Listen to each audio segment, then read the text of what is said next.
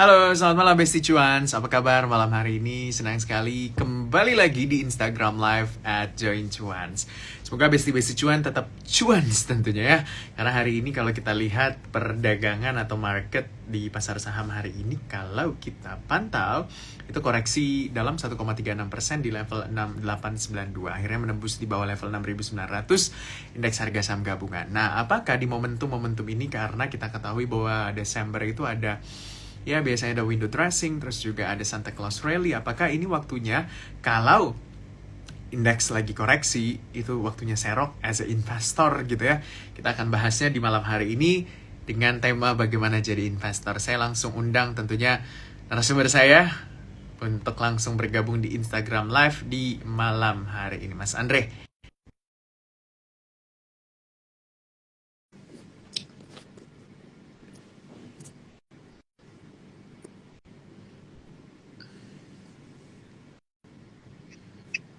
Halo Mas Andre, apa kabar? Halo, apa kabar juga nih? Suara saya jelas nggak Mas Andre? Jelas, jelas. Tapi saya coba pakai earphone dulu ya supaya lebih jelas ya. Sorry nih, sebentar ya saya pasang dulu ya. Boleh, boleh, boleh, boleh, boleh, boleh.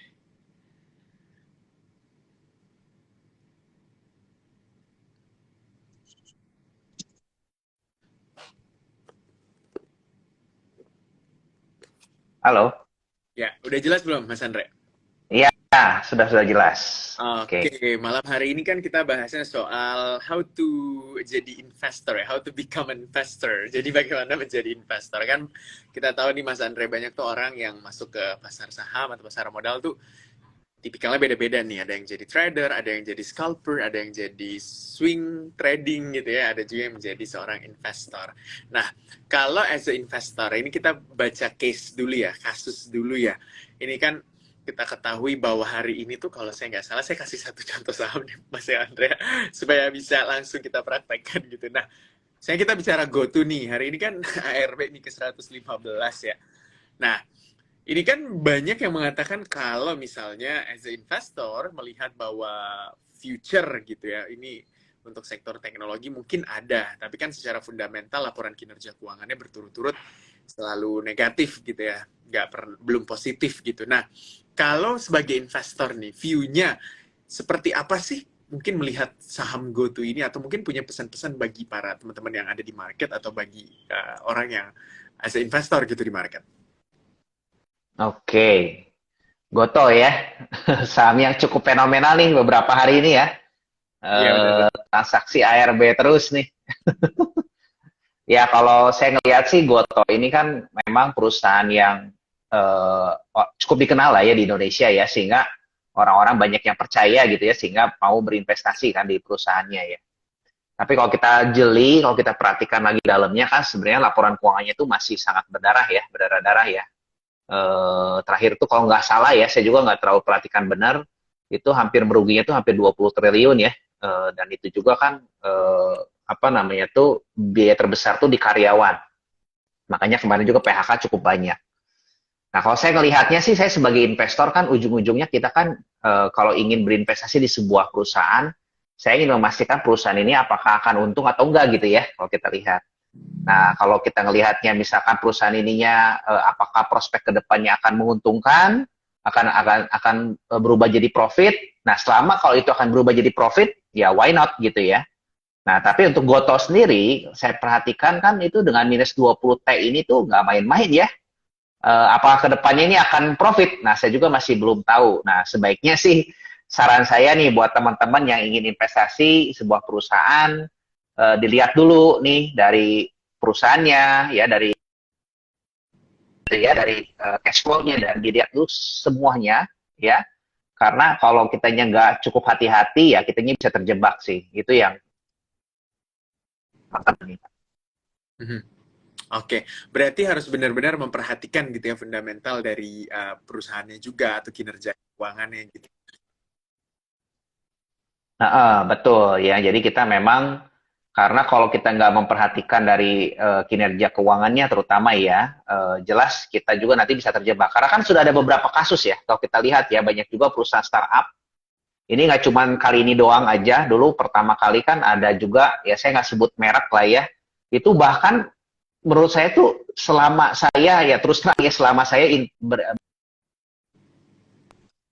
cukup kaget sih, banyak sekali semua bahkan semua sekuritas, semua pihak itu mendengung-dengungkan atau mempromosikan gitu kan. Ini beli saham A, ini bakal rame gitu, bakal bagus gitu kan.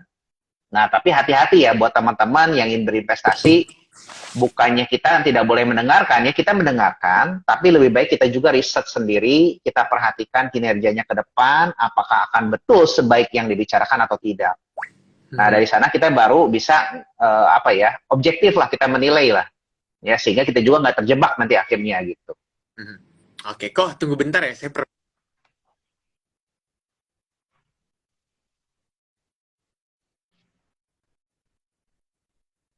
Oke, semoga udah aman. Aman nggak kok? Oke, Udah aman, aman? aman, aman. Aman, aman, aman, aman. Oke.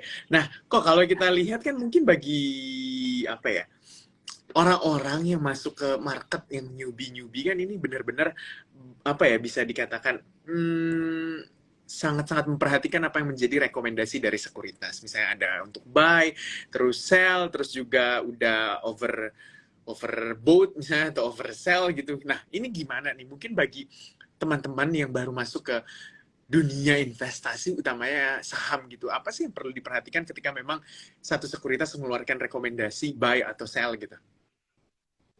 Oke, ini pertanyaan bagus ya. Jadi kalau kita lihat sebenarnya nggak ada yang salah ya dengan rekomendasi yang dikeluarkan sama sekuritas ya, karena kan tentu saja semua sekuritas punya analis dan punya alasan tersendiri ya untuk mengeluarkan riset tersebut kan dengan rekomendasinya ya, itu di buy atau di ini ya. Bukan saya menjelekkan atau seperti apa, tidak.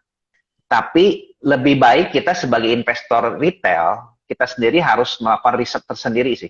Jangan sampai kita juga hanya mendengarkan apa yang diberitahu oleh orang lain atau bahkan oleh institusi ya. Nah, kenapa? Karena balik lagi ya, kepentingannya setiap orang tuh berbeda-beda kan. Kalau kita ngomongin fund manager ya, fund manager ini kan eh, punya kepentingan tertentu, jelas aja kan dia sendiri pun juga, setiap orang lah kalau kita ngomongin bukan cuma fund manager, bahkan saya sendiri pun juga lah, atau nggak teman-teman yang lain pun juga ya, nggak mungkin mau kasih tahu apa saham tertentu kalau kita sendiri pun belum punya mungkin sahamnya, betul nggak? Nah, jadi pasti kan kalau kita sudah beli dulu, ya kita pasti akan ngomong kan, oh ini saya punya ini gitu kan, karena kenapa? Karena saya pilihnya seperti ini gitu kan. Nah, jelas karena saya mungkin, atau nggak saya, atau nggak orang lain yang mengeluarkan riset tersebut, ya mungkin sudah punya barangnya gitu kan. Itu satu. Nah, atau bahkan mungkin mereka belinya bisa jadi harganya sudah harga yang di bawah gitu kan. Nah, itu yang kita harus hati-hati. Makanya bukan berarti kita tidak perlu mendengarkan apa yang dikatakan atau direkomendasikan oleh orang lain, tapi rekomendasi tersebut menjadi second opinion buat kita. Lebih baik kita riset tersendiri dulu ya, riset lagi, kita juga perhatikan lagi, misalkan emiten A, kita dalamin tuh perusahaannya, kita benar-benar simak gitu kan, kalau memang betul-betul yakin kitanya dan itu menjadikan second opinion yang tadi opsinya untuk dari analis tadi. Nah, baru kita bisa boleh apa ya namanya tuh beli ya. Nah, jadi benar-benar semua keputusan itu di tangan sendiri sih menurut saya. Oke. Nah, kalau jadi investor kan kok, kalau menurut saya pribadi nih, itu kan benar-benar harus cari saham-saham yang under value, terus lihat kinerja fundamentalnya, lihat dari laporan keuangan, terus juga di compare juga dengan perusahaan satu sektornya, sejenisnya lah ya, yang ada di satu sektoralnya, terus juga ya melihat banyak banget nih indikator-indikator untuk membeli satu saham gitu kalau kita mau menjadi investor. Tapi di satu sisi misalnya kalau kita menjadi trader juga ya, misalnya day trade gitu kan, itu kan tinggal lihat support resist, terus juga volume, akumulasi dan lain-lainnya. Nah, kadang tuh ada rasa nggak bisa nahan gitu kalau misalnya orang jadi investor, apalagi kalau sahamnya udah naiknya tuh 10%, 15% gitu kan, itu kayak ada perasaan kayak jual gitu. Nah, gimana nih gitu kan buat menghindari perasaan-perasaan seperti ini? Oke, ya. Kalau menurut saya sih, maksudnya tuh pengen cuannya tuh lebih tebal gitu ya, pengen untungnya tuh besar gitu ya, kalau kita ngomongin ya. Hmm. Saya sendiri benar-benar. pribadi kan saya ada istilahnya beggar ya. Beggar itu kan berarti di atas 100% ya kalau multi beggar istilahnya. Nah, bagaimana sih caranya ingin dapat income-nya yang cukup signifikan? Balik lagi ya, semua itu tergantung pada keahlian kita masing-masing ya. Saya tidak mengatakan bahwa teknikal atau nggak analisa di luar fundamental itu salah. Ya, semua juga punya jalan masing-masing dan saya percaya ada yang sistem teknikal juga, analisa teknikal pun juga mungkin bisa untungnya bisa beggar juga, berlipat-lipat juga mungkin bisa gitu ya. Bukan berarti cara mendapatkan beggar itu dengan cara fundamental, nggak seperti itu gitu. Tapi kalau yang saya pahami, karena saya fokusnya di fundamental, saya harus melihat dulu perusahaannya itu secara, saya kenal lah dengan perusahaannya itu lebih dalam. Ya contoh lah kalau kita ngomongin satu emiten misalkan ya, atau emiten A gitu ya. Emiten ini saya akan dalamin benar tuh. Ya mulai dari manajemennya. Ya, manajemennya tuh seperti gimana. Ya, apakah orangnya tuh memang untuk jangka panjang atau tidak. Fokusnya seperti apa. Saya akan lihat juga produknya gitu kan. Dari lihat produknya, apa sih yang dijualnya? Apa sih keistimewaannya? Apa yang membuat perusahaan ini juga tuh ibaratnya tuh akan lasting ya ke depannya tuh akan apa namanya tuh bertahan terus gitu atau bahkan mengalahkan kompetitornya. Dan yang terakhir ya saya juga akan memperhatikan bahwa perusahaan yang dijual ini tuh murah atau enggak gitu kan. Nah kalau perusahaannya nggak murah ya jelas nggak mungkin saya beli. Nah berkat dari analisa tadi akhirnya tuh saya punya confident ya untuk memegang saham tadi gitu. Nah tapi balik lagi ya sebelum saya membeli, saya akan kembangkan dulu sebuah cerita. Cerita di sini itu saya akan kemas berdasarkan analisa saya. Misalkan tadi ya, dengan manajemen, dengan produknya, dengan apanya, saya akan memberikan checklist yang akan saya apa ya namanya itu saya buatkan story-nya. Nah, story-nya ini lalu menjadi pegangan saya, alasan membeli saya gitu. Nah, apabila misalkan story-nya ini tidak sesuai gitu ya, kalau kita ngomongin dalam perjalanan ternyata manajemen itu berlaku hal yang lain. Atau enggak ternyata melenceng dari apa yang saya pikirkan ya, saya baru jual. Nah, kurang lebih seperti itu. Nah, pengalaman saya dengan memegang teguh seperti itu, saya akan bisa memegang lebih lama, ya, dan saya bisa dapetin beggar sih, kurang lebih seperti itu. Tapi ada juga sih yang gagal ya, yang dalam perjalanannya, oh ternyata tidak sesuai lagi, saya jual. Gitu. Nah, kurang lebih seperti itu. Hmm. Oke, nah kok tapi ketika orang masuk pertama kali ke pasar modal gitu ya untuk membeli saham kan utamanya pasti ya pengetahuannya bagus lah ya kalau udah punya pengetahuan yang basic banget yang dasar gitu ya minimal bisa lihat saham-saham yang LQ45 yang liquid gitu atau yang big caps gitu tapi kan rata-rata pasti ya bukan maksudnya ini pompon ya kok tapi maksudnya pasti belinya ya kalau nggak BBCA, BMRI ya saham-saham perbankan lah ya atau enggak kalau mungkin mau ke Astra Internasional gitu yang market cap-nya emang gede gitu di pasar. Tapi kalau memang kita mau mencari satu saham yang potensial untuk pertama kali kita di awal perjalanan investasi, apa sih yang harus kita lihat bener-bener gitu ya. Kalau BBCA udah lah ya, pas itu kayak udah in general all people pertama kali masuk ke pasar modal beli BBCA. Iya, ya orang semua tahu soalnya mungkin BBCA ya, saham sejuta Iya umat gitu ya. rata-rata kan, rata-rata. Ini nggak pom-pom ya, cuma rata-rata aja orang beli. Ya nggak ada salah sebenarnya kalau kita invest di BBCA ya. Tapi saya sarankan sih betul tadi ya. Jadi kalau kitanya sudah kenal terlebih dahulu, ya kita bisa mulai dari hal yang sederhana sih, kalau menurut saya ya, dari mengenal perusahaannya tadi ya, mengenal perusahaannya tadi itu dari misalkan produk yang dijualnya apa sih, gitu kan? Saya akan memilih ke sana dulu sih, gitu kan? Ini sebenarnya perusahaan menjual apa sih? Produknya laku nggak, gitu kan? Apakah keren nggak, gitu? Apakah akan berkembang atau nggak? Apakah lebih hebat daripada kompetitor yang lain? Apa sih keistimewaannya, gitu kan? Nah, mungkin itu justru yang hal penting itu yang saya akan perhatikan pertamanya yang paling sederhana. Jadi menurut saya jadi investor tuh nggak perlu yang rumit-rumit ya, nggak perlu harus.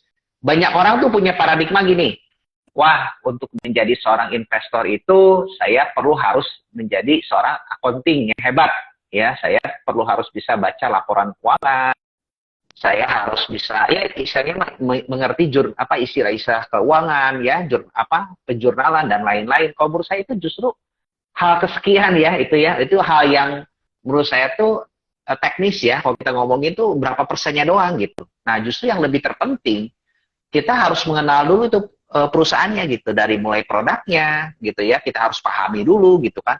Nah, wajar aja, jadi makanya banyak orang yang belinya pertama-tama pasti BBCA atau nggak BBRI atau nggak mungkin Unilever, karena kan mereka sudah mengenal ya produk-produk tadi gitu kan.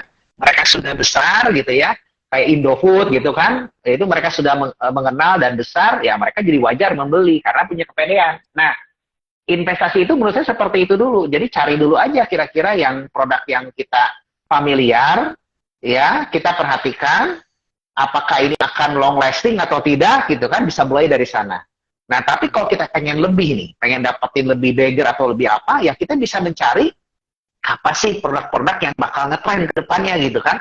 Produk-produk yang bakal booming ke depannya. Nah, itu kita baru digging, research lagi kan. Kita bisa dengan bertanya, ngobrol, atau dan segala macamnya. Nah, saya sih menganggap investasi itu nggak rumit ya. Jadi saham ini bukan cuma hanya sekedar kita ngomongin itu lihat laporan keuangan, nggak. Tapi kita yang penting lihat produknya dulu, lihat perusahaannya dulu. Itu yang lebih penting sih menurut saya.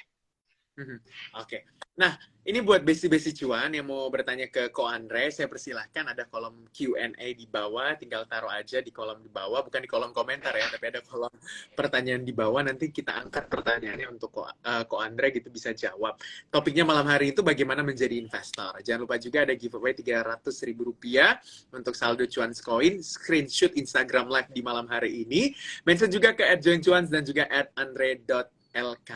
Jangan lupa ya, besti-besti cuan ini ada hadiahnya loh, Rp300.000. Kondre, kita lanjut kembali nih cerita-cerita kita soal bagaimana menjadi seorang investor. Ini kalau berangkat dari pengalaman saya juga ya, ini kan mengenal pasar modal tuh memang nggak semudah apa yang kita bayangkan gitu. Kalau cuan ya mungkin semua orang mau cuan, tapi kan cuan konsisten itu sulit gitu lah. Apalagi biasanya tuh cuan kegulung, cuan cut loss gitu. Nah, itu kan banyak yang ya saya katakan psikologis yang banyak bermain kalau mungkin di pasar modal gitu. Nah, gimana nih menurut Ko Andre, kalau memang mau menjadi investor itu kan harus benar-benar kuat ngehold ya. Apalagi kalau dengan keyakinan gitu bahwa saham ini punya future yang baik gitu atau outlook yang bagus gitu. Tapi di satu sisi kan harus benar-benar kuat untuk ngehold. Gimana tuh, Ko? Oke. Nah, sebelum saya menjawab itu, izinkan saya mungkin jabarkan dulu lah definisi investasi ya. Ya, Tapi boleh. nah, definisi investasi ini tuh bukan apa kata saya gitu kan. Saya sendiri pun di sini kan masih terus belajar ya. Saya bukannya yang benar-benar hebat sekali, enggak. Nah, saya mengambil istilah ini tuh dari Benjamin Graham ya. Ibaratnya tuh gurunya investasi di dunia ya. Itu pertama kali kan Warren Buffett juga tuh belajarnya dari Benjamin Graham. Ini bukunya tuh Intelligent Investor. Nah, kita ambil loh istilahnya investasi itu apa sih? Investasi itu menurut beliau adalah suatu kegiatan dengan analisa menyeluruh. Terus kedua, mempunyai tingkat keamanan dana pokok yang baik ya. Artinya tuh resikonya rendah. Ya, dan yang ketiga, cuannya harus signifikan. Ya, istilahnya tapi bukan ngomongin cuan, kalau dia apa namanya itu imbal hasilnya tuh harus signifikan. Artinya tuh cuannya tuh harus gede. Nah, jadi tiga ya. Yang pertama tuh harus analisa menyeluruh, ya, detail menyeluruh. Yang kedua, MOS-nya tinggi atau nggak margin of safety atau istilahnya tuh resikonya rendah. Dan yang ketiga, imbal hasilnya tuh harus besar. Nah, dari tiga ini kita bisa lihat bahwa oh ternyata betul ya definisi investasi itu tuh kadang-kadang orang tuh suka berbeda dengan namanya investasi dengan spekulasi. Yeah. Nah, menurut Benjamin Graham di luar tiga tadi itu namanya semua spekulasi. Nah, kalau kitanya belum analisa menyeluruh, contohnya misalkan kita dasarnya feelingmologi, ya, oh si Anu beli gitu, kok gua belum dilakukan kan analisa menyeluruhnya kan. Nah, kalau menurut saya. Nah, kalau kita ngomongin kalau kita ingin benar-benar melakukan investasi dengan tenang dan kita pasti dapat untung ya, kalau kita ngomongin bukan pasti ya, kalau kita ngomong tuh apa ya, probabilitas kita tuh pasti untungnya lebih tinggi, ya lebih baik kita lakukan tiga hal tadi yang dijabarkan oleh Benjamin Graham. Nah, Benjamin Graham sendiri tidak pernah bilang bahwa oh investasi itu harus 1 bulan. harus 1 tahun, harus seumur hidup, harus seperti apa, tidak ada time frame-nya, tapi asalkan ya itu sudah melakukan namanya itu investasi. Nah, kadang-kadang orang berpikir kan analisanya apakah harus fundamental? Tapi kalau dilihat dari definisinya Benjamin Graham secara umum, ya analisa ini bisa jadi kan kita melakukan analisanya itu berdasarkan teknikal mungkin, atau analisa hal yang lain mungkin, asalkan kita betul-betul menganalisanya secara menyeluruh.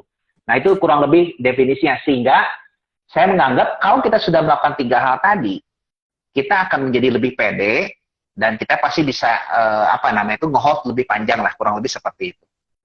Oke, Ko Andre, tapi biasanya kalau rata-rata yang benar-benar as a investor gitu kan benar-benar memperhatikan laporan keuangan, fundamental dan lain-lain. Tapi kalau secara teknikal, apakah ini bisa menjadi salah satu indikator juga untuk mungkin poin untuk titik buat buy di satu saham gitu, atau enggak misalnya juga pakai bandarmologi gitu kan, melihat akumulasi dari big fund ketika memang masuk ke dalam satu saham, ini juga bisa menjadi satu indikator buat seorang investor untuk membeli satu saham. Oke. Pertanyaan bagus tuh ya. Nah, itu sebenarnya tuh banyak yang sekarang ini yang mengkombinasikan, ya saya perhatikan juga kayak contohnya di IA itu ada CVV tuh. CVV itu istilahnya tuh pakai, dia tuh namanya tuh teknofundamentalis. Berarti technical dan fundamental digabung gitu kan kalau kita ngomongin. Nah, artinya apa?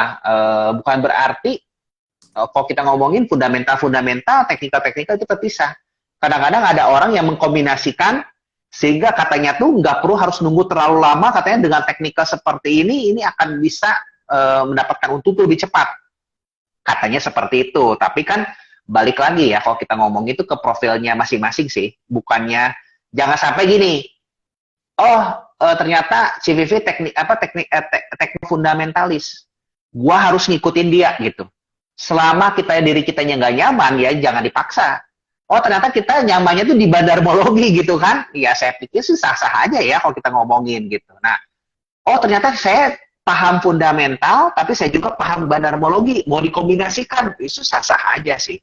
Tapi bagi saya sendiri, saya nggak bisa teknikal. Ya, saya sedikit aja lah teknikal ya, karena dulu saya pernah belajar pertama kali investasi saham, kan pasti belajarnya tuh kebanyakan tuh belajarnya tuh teknikal. Jadi, saya kadang-kadang cuma lihat doang aja gitu kan ya. Kadang-kadang nanya ke CVV, titik supportnya di mana, menjadi entry level juga buat saya gitu ya untuk membeli gitu. Nah itu no problem sih saya pikir. Oke, jadi combine mau apapun itu indikatornya, selama memang menjadi sebuah keyakinan buat buy untuk satu saham, it's good banget gitu. Apalagi kalau misalnya tahu technical, di mana tahu titik entry levelnya bisa menjadi titik support lah ya, buy on support atau mungkin buy on break resistance juga, it's no problem gitu. Yang penting tahu gitu di mana titik masuknya dan bisa melihat kinerja perusahaannya juga. Nah, buat Besti Cuan nih, buat yang mau bertanya sama Ko Andre, saya persilakan ada kolom Q&A di bawah. Jangan lupa juga ada giveaway Rp300.000 saldo Cuan Coin. Screenshot Instagram live malam hari ini mention ke @joincuans dan juga @andre.lkt. Jangan lupa ya Besti Cuan itu ada. Silakan bertanya, ini kapan lagi kita belajar investasi gitu ya, apalagi buat yang suka atau yang nggak suka nge-hold saham lama-lama karena ya mungkin psikologisnya belum terlalu kuat untuk nge-hold satu saham. Tapi kan kalau bicara soal seorang investor nih ya, Ko Andre, investor itu biasanya pikirannya kalau marketnya lagi crash gitu, ya ini it's time to buy gitu kan.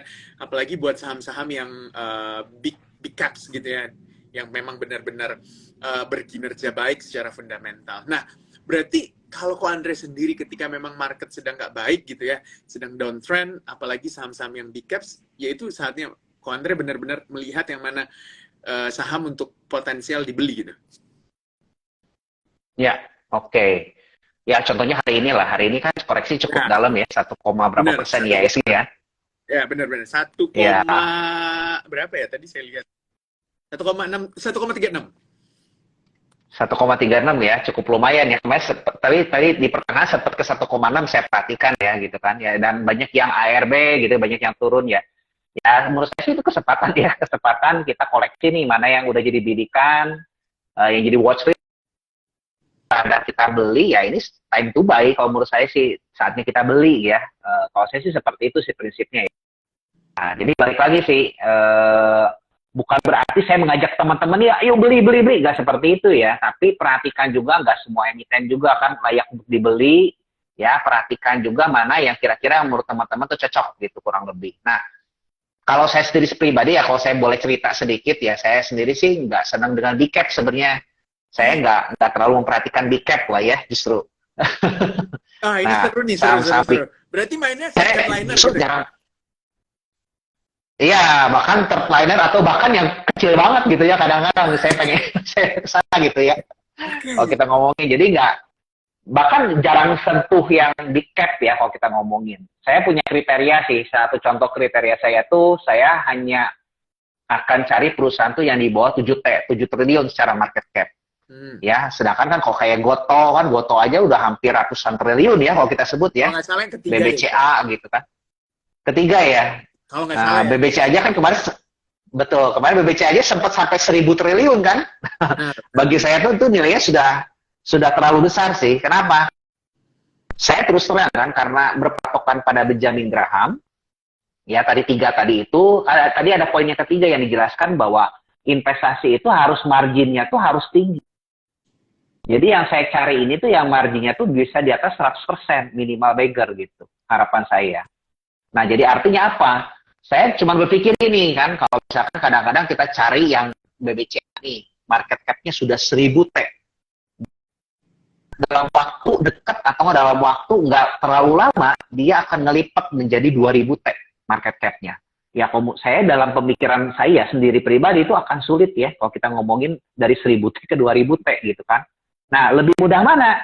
Yang 1 T menjadi 2 T, atau 1.000 T menjadi 2.000 T. Ya, saya akan memilih yang 1 T menjadi 2 T gitu kan. Karena itu jauh lebih lagi kan masih ada ruang-ruang yang dia memang belum digarap.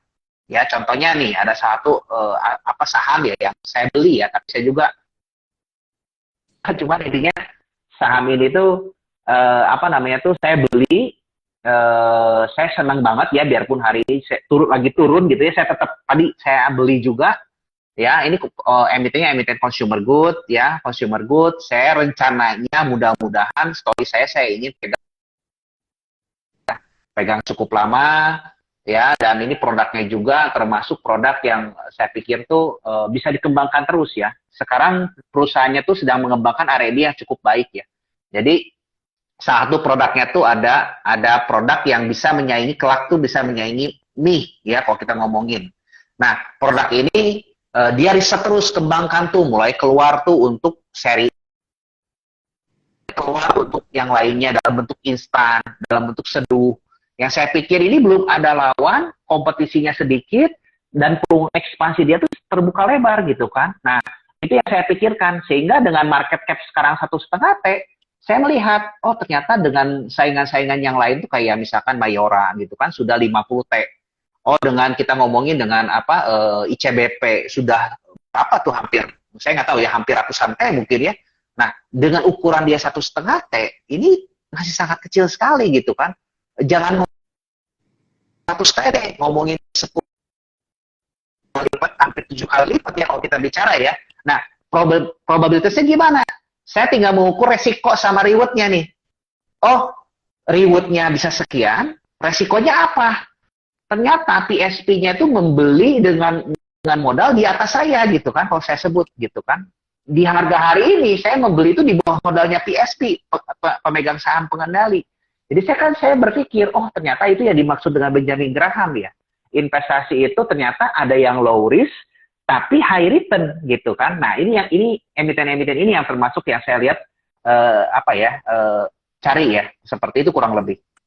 Oke, kok ini sebelum saya tanya-tanya soal second liner dan third liner yang jadi pilihan Ko Andre, ini ada yang nanya nih. Saya naikin ya kok. Ini pertanyaannya, penurunan Telkom akhir-akhir ini apakah sebuah opportunity tepat buat masuk? Atau seperti apa nih kok? Kalau dari kacamata Ko Andre. Oke, ya seperti yang tadi saya bilang sih, saya sih yang nggak terlalu favorit saya ya untuk Telkom ya, tapi saya coba lihat ya mungkin untuk Telkom. Perhatikan dulu nih. Oke, saya perhatikan dulu Telkom ya. Saya lihat dulu.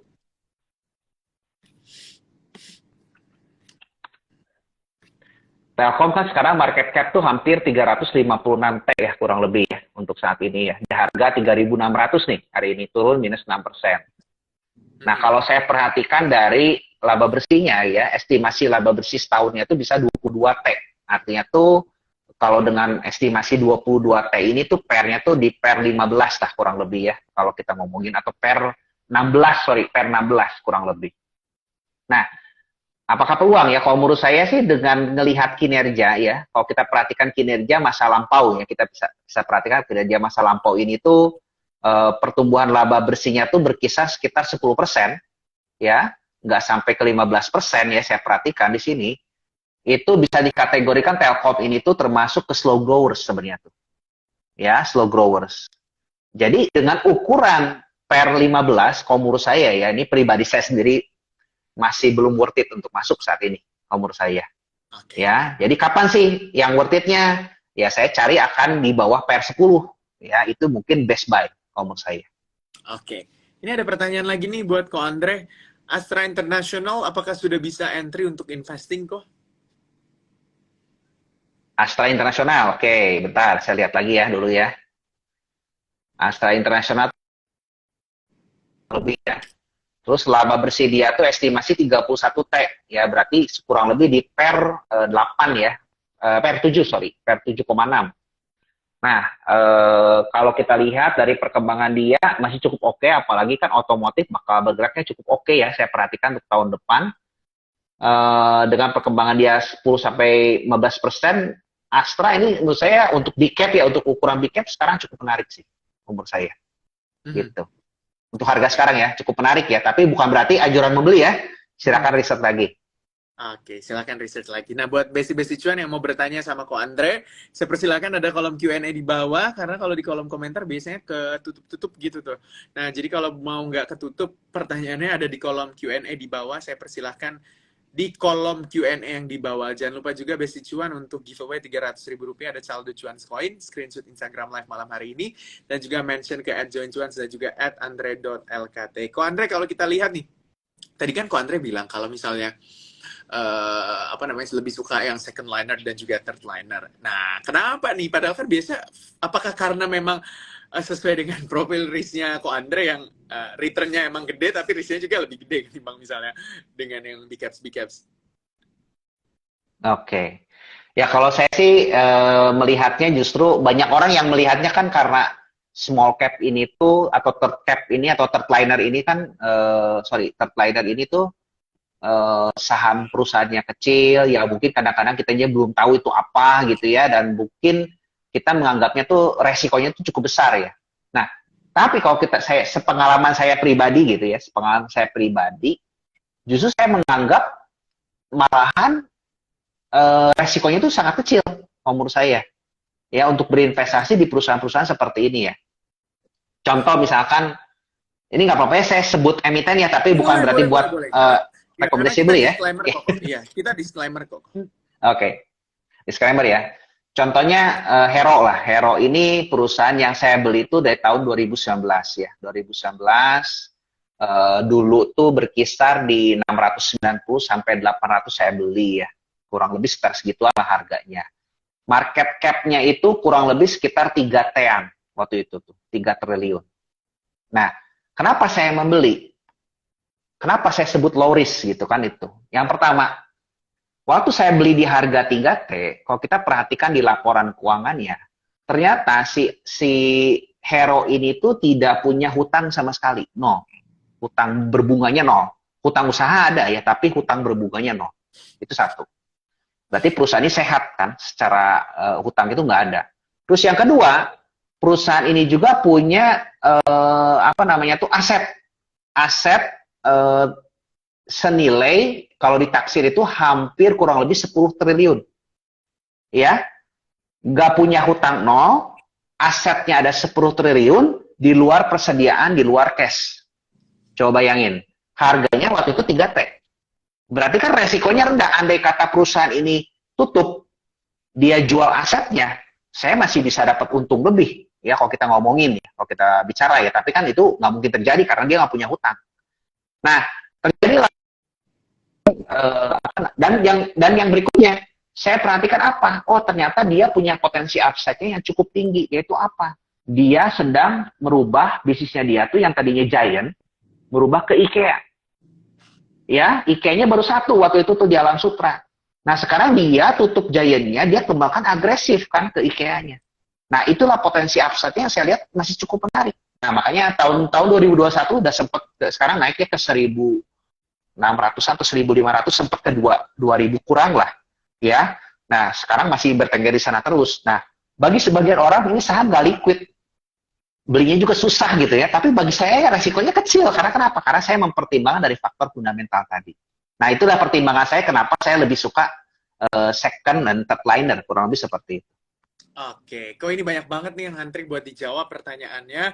Saya masukin satu-satu. Ini ada yang bertanya soal SBMA masih menarik kah kok? Oke, SBMA ya. SBMA ini kan saya sudah melakukan tes apa ya, analisa ya. Analisa itu ada di postingan IG saya.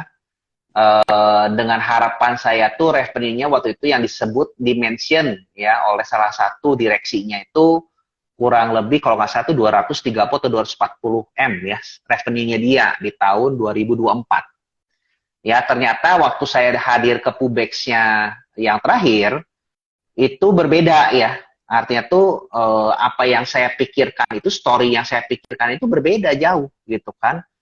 Turun setengahnya lah targetnya itu tuh hampir turun setengahnya itu balik lagi ke prospektus awal. Jadi artinya tuh kalau saya hitung-hitung ya harga sekarang ini menjadi harga yang fair ya, bukan harga yang bargain kalau menurut saya. Ini pribadi saya sendiri pribadi ya melihatnya.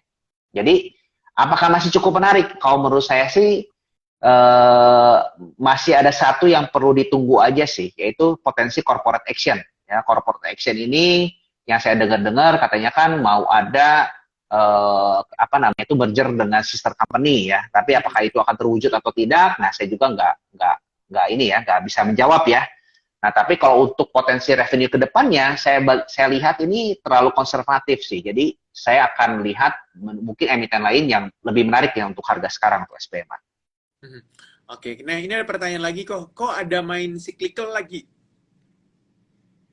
Oke. Cyclical pasti saya akan invest ya, tapi untuk saat ini saya hold dulu cyclicalnya. Saya lebih fokusnya sekarang tuh ke yang long term dulu deh, cari yang betul-betul untuk jangka panjang dulu. Mindsetnya tuh mudah-mudahan bisa franchise ya, mudah-mudahan. Nah, kapan nih saya akan main cyclical? Ya, harapan saya sih tahun depan ya. Tahun depan nih mudah-mudahan ada kesempatan untuk entry lagi sih untuk cyclical. Harapan saya seperti itu. Oke, ini ada yang nanya lagi kok, Mas gimana kok BRMS? Emas ya, oke. Iya, BRMS. Oh, BRMS-nya ya, oke. BRMS-nya saya nggak terlalu memperhatikan sih ya. Terakhir kan sudah diakuisisi oleh, bukan diakuisisi ya, udah ada masuk ya kan Salin ya. Saya nggak terlalu riset lebih dalam sih di sananya ya. Tapi kan dulu saya lihatnya pengendali lamanya masih yang di bumi, jadi saya sendiri pun kurang cocok ya. Jadi saya nggak terlalu memperhatikan sih untuk yang BRMS. Oke, kita naikin lagi saham-saham CPO nih kok gimana? Oke, saham CPO ya. Nah, CPO ini kan tergantung banyak faktor ya, kalau kita ngomongin ya. Untuk ini termasuk emiten yang cyclical sih, kalau menurut saya ya. Kalau yang tidak punya produknya sampai hulu, jadi cyclical sawit ini juga kita harus bagi ya, jangan sampai kita mengkategorikan semuanya cyclical. Selama perusahaan ini punya turunan, yaitu sampai ke hulu, ke hilir, sorry ya, sampai ke hilirnya, ya saya bisa bilang mungkin bisa jadi dia akan mengurangi tipikal siklikalnya dia gitu. Jadi saya anggaplah ini perusahaan ini tuh misalkan siklikal karena dia fokusnya bermainnya di hulunya kalau kita ngomongin atau di middle-nya kalau kita bicara. Nah, itu berbagai faktor sih. Salah satunya tuh kan harga pupuk ya. Harga pupuknya sekarang cukup tinggi. Itu yang perlu diperhatikan apakah si perusahaan ini tuh punya pengembang atau beli pupuk dari yang lain karena harga pupuk makin mahal, jelas ini akan meningkatkan biaya. Ya, kalau meningkatkan biaya juga ya jelas nggak bagus ya untuk profitabilitas ya kalau kita ngomongin. Itu yang pertama. Terus yang kedua nih, dari umur nih, kira-kira perusahaan-perusahaan sawit ini tuh kecenderungan jangan cari yang umur-umurnya udah tua karena produktivitasnya juga rendah. Ya, cari perusahaan-perusahaan yang produktivitasnya masih tinggi. Ya, artinya tuh tanamannya tuh masih muda. Nah, terus yang ketiga, ini kan dipengaruhi dengan kedelai, dengan harga-harga yang lainnya, sinar bunga matahari ya, minyak bunga matahari ya. Nah, itu perhatikan juga ya, untuk saat ini kalau menurut saya akan ada namanya tuh normalisasi ya, normalisasi. Jadi saya sih masih belum saat ini belum memperhatikan sawit ya. Saya masih mau lihat di tahun depan karena kan tahun depan ini menurut saya pernah share di YouTube ya, di YouTube ini tuh kurang lebih Amerika, Eropa ini pasti akan kena double dip recession, prediksi saya. Nah, apa akibatnya kalau ada double dip recession ya pasti slowing down kan untuk ekonomi kan kalau kita ngomongin. Indonesia sendiri kan ekspor tuh ada 3 yang terbesar ya, ada Amerika, Eropa, Jepang sama Eropa ya, ada 3 hal. 3 ini gitu kan. Nah, kalau 3 ininya sekarang kena resesi, kalau kita ngomongin, ya pasti akan dampak juga ya terhadap emiten-emiten sawit karena kan kebanyakan kalau kita ngomongin tuh emiten sawit ini akan bisa perform juga kalau ada ekspor ya kalau kita sebut. Nah, apalagi sekarang juga ada cap ya, ada cap dari pemerintah. Nah, itu juga perlu diperhatikan nih. Jadi untuk jangka pendek ini saya sih masih belum memperhatikan emiten sawit. Ya mungkin mudah-mudahan tahun depan akan ada entry yang bagus ya, gitu. Oke, nih ada pertanyaan lagi nih kok, kalau SMDR gimana nih prospeknya, apalagi dengan cost freight gitu kan udah mulai turun nih, gimana? SMDR ya. Nah, jadi pagi ini harapannya apa dulu nih dari Pak ini ya, yang bertanya ini Pak Harjo ya. Nah, ini yang bertanya tuh harapannya apa? Kalau harapannya dia akan naik lagi untuk harga sekarang ya saya pikir sudah cukup apa ya, cukup bukan disebut murah lagi enggak juga gitu ya, tapi sudah mahal juga ya belum ya. Tapi kalau menurut saya sih enggak, risk dan rewardnya tuh sudah enggak terlalu menarik menurut saya gitu ya. Karena kenapa? Karena SMDR-nya tipikasi pelita. Ya kalau tipikasi pelita ini tuh kita jangan sampai pegangnya terlalu lama untuk kita sebut. Ya apalagi kalau ongkos konvensional turun, ya jelas akan mempengaruhi profitabilitas dari SMDR tadi. Tapi kan saya dengar kan SMDR ini punya kontrak yang cukup panjang. Itu satu. Jadi sehingga dia bisa mempengaruhi profitabilitasnya dia. Terus kedua, jalurnya dia kan berbeda gitu kan, jadi ke India dan yang lainnya ya, sehingga mendapatkan tarifnya yang cukup masih oke katanya kan. Tapi balik lagi kan pertanyaannya bisa bertahan berapa lama, dan profit yang kemarin itu sudah apakah akan naik lagi atau tidak ya, saya sih masih sanksi ya tersebut ya. Jadi untuk saat ini sih bagi saya sih SMDR sudah dipik lah kita sebutnya ya. Oke, kita naikin lagi kok pertanyaan. Oke. Aisyah. Ya. Kok? Masih dengar nggak? Kok Andre kayaknya suara Kok Andre agak kecil deh.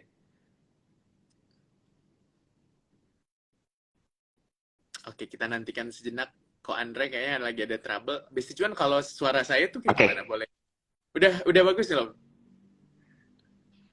Oke sih, sekarang udah bagus. Sekarang saya suara udah bagus belum? Bagus. Kok ini ada yang nanya soal Aisyah. Oke. Aisyah gimana? ya Aisyah ini satu saham yang mungkin harapan saya tuh saya bisa pegang cukup lama sih ya. Harapannya ya mudah-mudahan ya, gitu kan.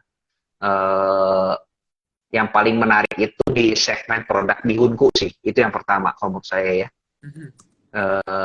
Tapi sebenarnya itu Taro sih, yang paling menarik itu Taro, karena Taro kan sudah punya brand awareness-nya cukup tinggi gitu ya, dan dia masih bisa ada ruang untuk bisa berkembang. Kenapa? Karena kan R&D-nya cukup baik ya, ada Taro tempe ke depannya, ada Taro tempe, ada rasa barbecue dan lain-lainnya yang bisa dikembangkan terus ya. Saya perhatikan tuh cukup agresif tuh mengembangkannya.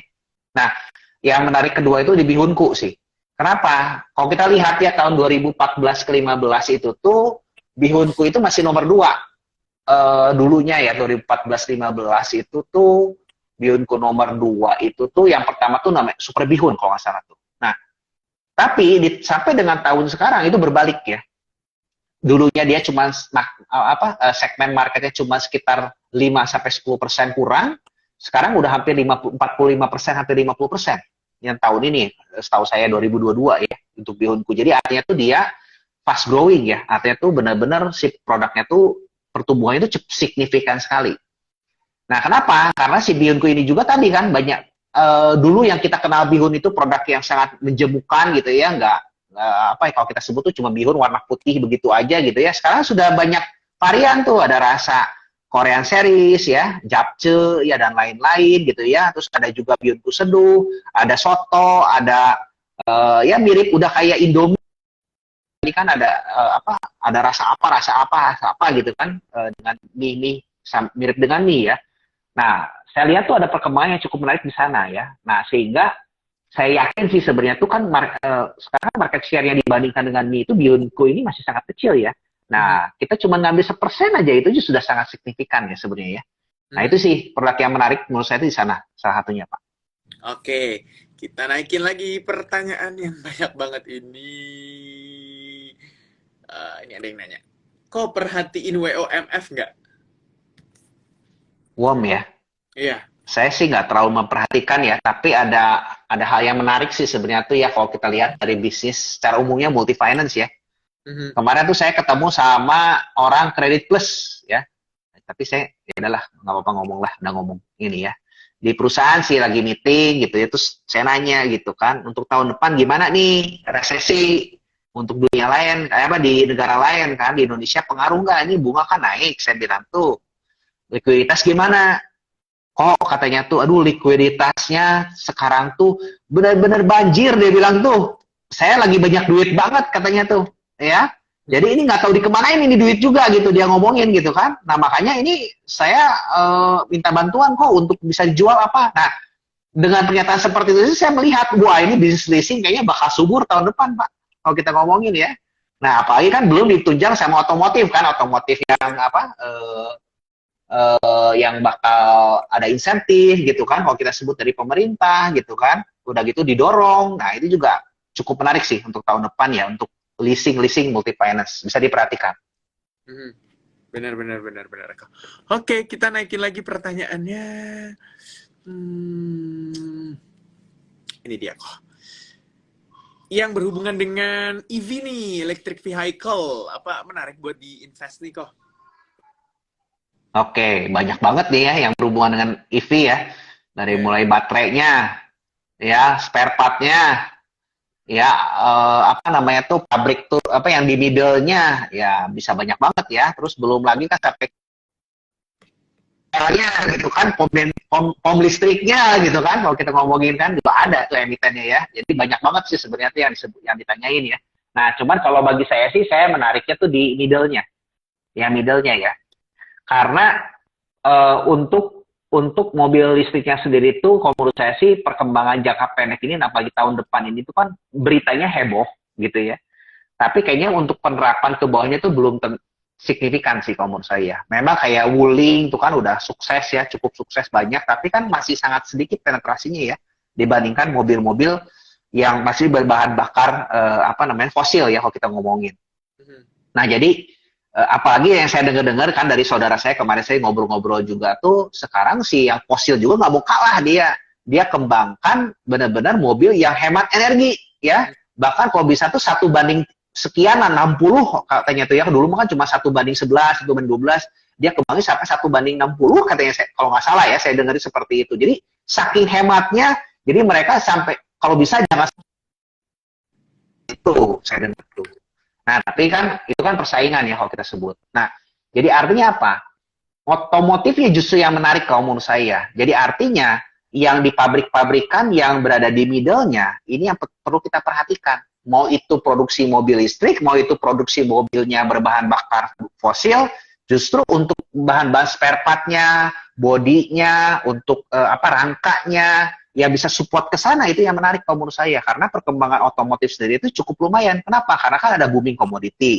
Kalau kita sebut, orang-orang kan berbelanja, ada insentif dari pemerintah, apalagi kan tahun depan domestik ini akan terus dipompa nih untuk kan tidak bisa mengadakan ekspor lagi kan. ekspor ini kan negara-negara pada resesi itu di luar sana. Jadi Indonesia pasti lebih fokusnya ke domestik. Nah ini yang justru cukup menarik sih, kalau menurut saya perlu diperhatikan. Oke, Niko ada yang bertanya lagi nih soal gimana sih cara agar nggak panik selling saat market sedang crash seperti hari ini kok? Oke, biar tidak panik ya. Oke, Iya. gimana ya? Saya juga cukup bingung ya ngejawabnya. Ya, kalau kita ngomongin apa, kalau turun kan semua juga pasti kan kaget ya. Kalau ngomongin ya, jujur saya sendiri pun juga kalau turun juga kan pasti kalau perasaan kaget mah ada. Kalau naik, naik gimana kok? Kaget juga ada, naik juga ya kalau kita ngomongin. Jadi turun atau naik kaget, sama-sama kaget. Nah, cuman gimana sih supaya nggak panik? Ya balik lagi kan, kalau kita ngomongin justru saya melihatnya saham yang saya beli ini tuh saya beli kepemilikan perusahaan. Itu yang paling terpenting. Nah, tapi mindsetnya bisa beda-beda ya. Kalau kita ngomongin kan ada mindset yang kalau kita ngomongin tuh, oh ini untuk cyclical, untuk jangka pendek. Kita kalau kita bicara. Tapi ada juga yang saya berpikir tuh untuk franchise kalau di istilahnya tuh ya. Franchise itu tuh istilahnya tuh yang saya pegang untuk jangka panjang. Nah, kalau saya berpikir untuk jangka panjang, saya akan melihat emiten ini tuh layaknya seperti perusahaan yang saya sedang beli. Kalau makin turun ya saya makin senang. Artinya saya akan makin lebih tambah lagi tuh ya sahamnya. Kenapa? Karena saya melihat ini perusahaan ini saya membayangkan nanti perusahaan ini kayak bayi, bayi yang nantinya jadi besar dan nanti orang besar ini tuh yang dewasa ini tuh bisa menghasilkan uang buat saya gitu kan. Nah, ini menjadi mesin ya, mesin buat saya kelak gitu. Nah, justru kesempatan kalau menurut saya lagi turun ini tuh kesempatan justru untuk membeli lagi. Ya kurang lebih seperti itu sih, biar nggak panik. Jadi kita harus paham dengan bisnisnya sendiri dan apa yang kita mau raih itu tuh, apa yang tujuan kita membeli saham itu tuh harus jelas gitu. Ya, kurang lebih seperti itu. Oke, kok ini kalau kita lihat kan memang kalau misalnya kita mau investasi, kita tuh nemuin emiten-emiten yang punya potensial. Padahal misalnya kita lagi di satu atau di beberapa emiten nih. Terus di tengah jalan kita berinvestasi, kita menemukan saham-saham yang potensial nih untuk uptrend. Nah, kalau case-nya kita punya saham yang lagi minus, apakah itu waktunya untuk rebalancing portofolio atau justru mungkin lebih baik kita nambah cash lagi buat beli saham yang berpotensi buat naik tadi yang kita lihat gitu. Oke. Nah, ini jawabannya sih bisa bermacam-macam ya. Tapi kalau menurut saya sendiri pribadi itu tergantung sudut pandang kita ya. Satu, tadi kan kalau kita lihat kan sahamnya lagi uptrend tuh, lagi naik tuh. Ya, apakah saya lebih baik tambah ini atau misalkan lagi turun, ini lagi merah nih, merah, saya lebih baik average down-nya ini gitu kan kalau kita sebutkan. Nah, saya sebelum melakukan tindakan ini tuh saya akan analisa lagi nih. Analisa ulang dua saham ini. Satu, apakah yang lagi uptrend ini, yang sebutnya istilahnya kalau di technical uptrend atau lagi naik ini tuh punya upside yang menarik gak? Ya, kedepannya tuh upside saya tuh berapa? Risk-nya saya kalau ditambah di harga segini tuh berapa? Saya bandingkan dengan yang ini gitu kan. Apakah kalau kita ngomongin tuh ternyata yang average yang merah ini tuh ternyata punya upside yang lebih tinggi dan resiko yang lebih rendah. Saya pasti akan lebih memilih untuk average down. Tapi kalau yang ininya ternyata ini lebih besar potensinya dan yang si saham yang merah ini story-nya sudah tidak sesuai dengan apa yang saya pikirkan, ya saya lebih baik ini cut loss, saya belikan ini gitu. Nah, jadi balik lagi itu tergantung dari story apa yang kita pikirkan sih di dua ini ya gitu. Oke. Nah, kita naikin lagi pertanyaan nih. Oke. Ini buat yang tadi kan kita sebenarnya udah bahas GoTo ya, tapi kalau boleh deh di reminder lagi gitu. Kalau penurunan GoTo itu bisa jadi momen invest gak sih buat 2 sampai dengan 5 tahun ke depan gitu. Kalau dari Ko Andre sendiri lihatnya gimana? Oke, Goto ya. Saya nggak terlalu seneng sih Goto ya. Sekarang market cap berapa ya Goto ya? Berapa ya market cap-nya? Saya aja nggak pernah lihat. Bentar ya, saya cek dulu. Nggak pernah lihat ya? Oke. Karena udah saking ngerinya ya, turun terus gitu. Bentar, saya lihat dulu. 136 T ya. Oke. Nah, saya sih mikir gini aja sih. dibalik lagi pertanyaannya kan, ini Pak Iqbal yang nanya nih.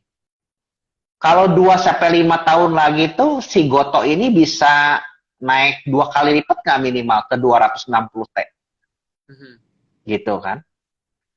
Nah, kita berharapnya kan dapat bagger kan, kalau kita dapat bagger gitu. Kalau berharapnya cuma dapat 10% ya 20% ya, kalau menurut saya sih kan cuannya nggak signifikan. Lebih baik kita cari yang cuannya yang lain.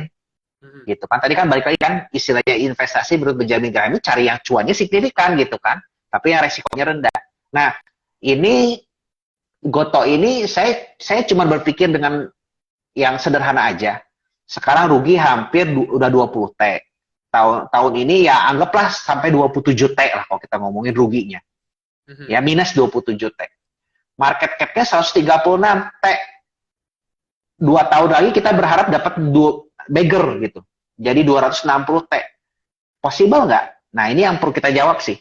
Nah, kalau saya masih melihatnya saya sanksi ya, gitu kan. Saya sendiri masih belum bisa melihat, oh ini Goto ini akan menjadi bagger gitu kan dalam waktu 2 tahun gitu. Ya, jadi kalau saya sih belum bisa melihat ke arah sana. Jadi bagi saya sih no. Oke, disclaimer on lagi buat Besti Cuan, semua keputusan beli dan juga jual ada di tangan Anda sebagai para pelaku pasar. Oke, ini ada pertanyaan. Kabarnya Sido ini awal tahun 2023 akan meluncurkan produk baru. Menarik nggak kok? Saya nggak terlalu ngikutin Sido ya terus terang ya, karena kan market cap juga udah cukup gede juga, 22 T ya, Sido tuh ya. Nah, ya bisa big cap juga belum ya, tapi sudah termasuk mid cap ya, mid cap to big cap lah kalau kita sebutnya ya. Sido ini gitu.